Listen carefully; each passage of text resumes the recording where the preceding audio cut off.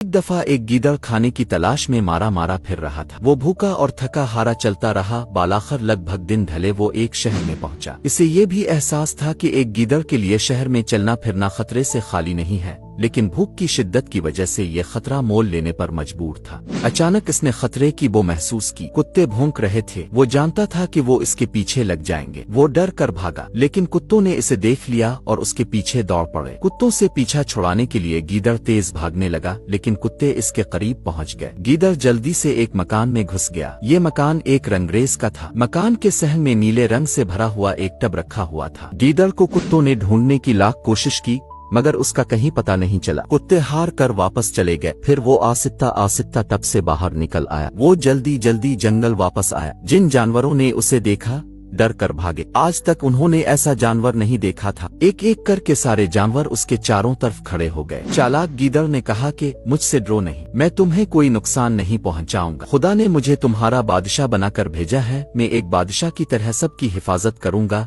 सब जानवरों ने इसकी बात का यकीन कर लिया और उसके सामने सर झुकाकर बोले, हमें आपकी बादशाहत कबूल है, हम आपके हुक्म के मुंतजिर हैं। नीले गीदड़ ने कहा, तुम्हें अपने बादशाह की अच्छी तरह देखभाल करनी होगी। तुम मुझे ऐसे खाने खिलाया करो जो बादशाह खाता है। जरूर हुजूर वाला। सब जानवरों ने एक आवाज में कहा, हम दिलो जान से अपने बादशाह की खिदमत करेंगे। फरमाइए, इसके अलावा हमें और क्या करना होगा? तुम्हें अपने बादशाह का वफादार रहना है।